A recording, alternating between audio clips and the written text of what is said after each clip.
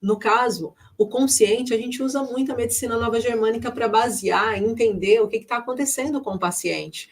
Qual é a questão emocional que foi afetada? Qual a percepção do trauma que esse paciente ficou a partir do momento em que ele passou por esse trauma emocional consciente? E o subconsciente? O subconsciente não dá com a medicina nova germânica, só se a gente for fazer um processo de psicologia reversa. Ou seja, a gente pega os sintomas e começamos a tentar entender através dos sintomas o que pode ter acontecido emocionalmente, mas a gente não tem certeza.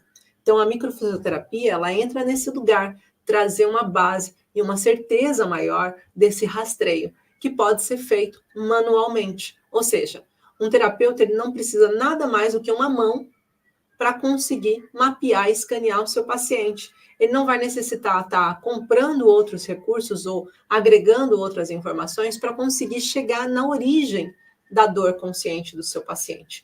Mas é muito importante a gente entender que nós necessitamos ter ferramentas assertivas para o paciente. E aí eu vou perguntar, qual é a ferramenta que vocês estão usando para entender os traumas subconscientes do seu paciente, ou para entender os seus traumas subconscientes, aquilo que aconteceu e que você já não lembra, mas que de certeza ficou com um ducto emocional obstruído. Dentro do nosso evento, inclusive, eu vou falar para vocês muito essa palavra, ductos emocionais obstruídos. E muito do que eu trago aqui, gente, eu quero dizer para vocês que foram anos de trabalho para desenvolver toda essa assertividade e muitas das técnicas que eu divido com vocês. Então, quando a gente está falando dos ductos emocionais obstruídos, a gente está falando, imagina que você está querendo colocar alguma coisa num tubo, certo? Só que esse tubo está entupido e você quer que saia aqui, ó. Imagina um tubo preto na sua frente, em que quando você está colocando as coisas, você não vê elas passando. Então, você espera que caia aqui, mas não está caindo. Você fala, por que não está caindo aqui? Por que não está vindo para cá? Porque alguma coisa está acontecendo. Se a gente for pensar no eixo do nervo vago, né, a ligação intestino-cérebro, acontece muitas vezes isso. Por que o paciente não está tendo serotonina? Por que não está tendo dopamina? Por que não está tendo liberando ocitocina? Porque ele tem um ducto emocional obstruído, ou seja, quando chega ali, não passa para baixo. É uma memória negativa de densidade que ficou ali. É como quando você não consegue perdoar alguém ou perdoar um acontecimento e você tem que estar no mesmo ambiente com aquela pessoa. Parece que você fica engasgado, parece que não desce, você não sabe o que fazer.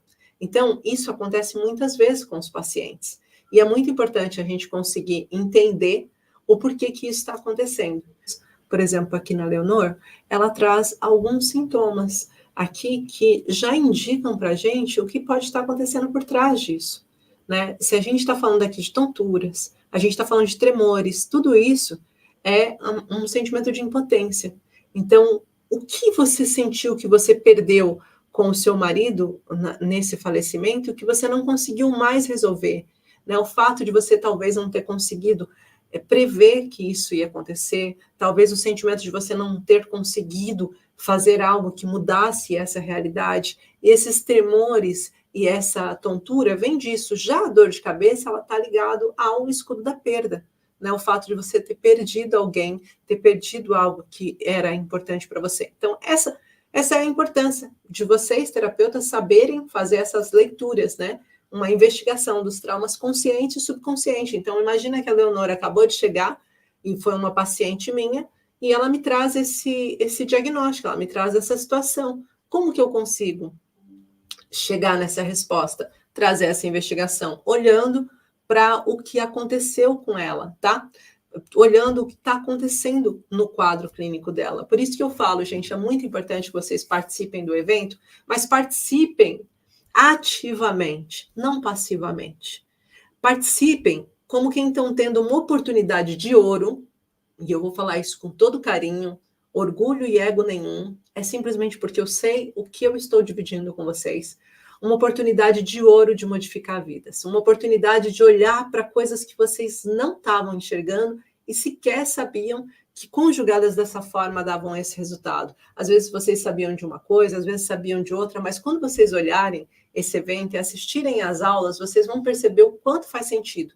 Ela tem muito conteúdo, muita coisa prática para você colocar, muita coisa que você vai falar assim, então é isso, então eu preciso disso. Vai virar muitas chaves, por isso eu espero que vocês estejam tão empenhados quanto eu estou. E se vocês não estiverem empenhados na mesma medida que eu estou, se vocês tiverem 10% do empenho que eu tenho dentro de mim, em que vocês possam adquirir esse conhecimento, eu tenho certeza que já será transformador vocês participarem, tá? Então, continuando, eu falei do primeiro ponto, então, tratar a ansiedade e depressão. Quando eu falo de tratar a ansiedade e depressão, eu preciso entender que existem os traumas conscientes e subconscientes, foi isso que nós falamos aqui na nossa primeira fala. E falamos sobre ter ferramentas que permitam a gente investigar os traumas subconscientes e os traumas conscientes, entender e compreender esses traumas conscientes do paciente, tá bom? Depois a gente vai, então, aqui na segunda pergunta que eu mais recebi aqui, tá? Que são, que ferramentas eu uso para prevenir a ansiedade e depressão? Eu acho que uma coisa linda é saber que você, como terapeuta, o seu trabalho, ele não é só de tratamento, de fazer com que uma pessoa melhore aquilo que ela já tem, mas também preventivo, fazer com que ela previna aquilo que ela poderia ter, mas se ela olhar para aquilo, ela pode não ter. Então é muito importante a gente conseguir entender o que faz a gente prevenir a ansiedade e depressão. Como que a gente consegue identificar, desativar os gatilhos antes que eles se tornem um problema maior, né? E eu vou trazer aqui para vocês, por exemplo, a identificação de gatilhos e âncoras, falar da pirâmide do conflito, que é uma forma simples de você conseguir compreender como que o seu paciente está entrando em ansiedade e depressão. E aonde que a gente precisa quebrar esse padrão. Eu não vou conseguir mostrar o como você faz para quebrar esse padrão, até porque eu fiz uma aula específica, gente. A aula 2 fala disso o tempo todo. E vai trazer exercícios práticos e vai trazer razões, o porquê que aquilo está acontecendo e como que aquilo acontece. Portanto, eu não vou aqui me estender, mas vou dizer para vocês, quando você consegue entender a pirâmide do conflito, o que é a pirâmide do conflito? É o lugar que faz o seu paciente ter crises de ansiedade em modo looping. E quando eu falo crise de ansiedade, eu também estou falando de crises depressivas. Então, quando eu entro num processo de looping, ou seja, eu tenho uma crise de ansiedade aqui, e dessa crise de ansiedade, a minha mente guarda isso na memória e fala, meu Deus, eu tive uma crise de ansiedade hoje na escola. Aí, amanhã, eu já não estou querendo ir na escola porque eu tenho medo de que aconteça de novo. Aí o meu corpo começa a ter reações físicas, eu começo a me sentir mal, eu começo a ficar com o coração apreensivo, às vezes uma falta de ar, às vezes um batimento cardíaco acelerado, às vezes um sentimento de enjoo, eu não sei se eu vomito, ou se eu tenho uma diarreia, eu não sei o que está acontecendo com o meu corpo. Reações e alterações, né, que acontecem, eu daqui a pouco eu vou falar um pouquinho sobre elas e essas ferramentas. Mas o que acaba acontecendo? O meu corpo, ele vai pedindo para mim uma saída daquele quadro que eu estou passando. Eu não quero mais ir para a escola porque eu tenho medo de ter de novo uma crise de ansiedade. Imagina que você teve uma crise de ansiedade no seu trabalho, com sua chefia te olhando, com as pessoas te vendo, a vergonha que você sentiu ao ter uma crise de ansiedade ou uma crise depressiva, naquele momento em que o mundo desabou e você não conseguia explicar para ninguém o porquê que aquilo estava acontecendo, ou porquê que você não está tendo mais energia para fazer coisas que você fazia com muita facilidade, ou porquê que a sua mente, né? Eu lembro de um paciente que eu atendi, que ele falou para mim, Gi, pelo amor de Deus, eu estou tentando disfarçar no meu trabalho que a minha mente e raciocínio estão iguais, mas não estão. Eu tenho medo de fazer, ele era um arquiteto, eu tenho medo de fazer uma asneira, de estar fazendo o desenho de alguma coisa e não perceber, e um cálculo errado, e aquilo e tudo por água abaixo. E alguém olhar e ver o que eu fiz de errado.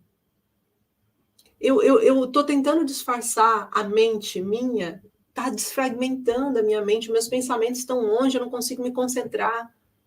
Então, quando a gente está falando dessas coisas, nós estamos falando de um paciente que ele já está dentro do caos, aí ele fica com medo de voltar a acontecer. A pirâmide do conflito é aquilo que já faz ele antever aquilo que provavelmente poderia acontecer, e em algumas vezes acontece. E normalmente esse alerta, ele é dado da pior forma possível. Por quê?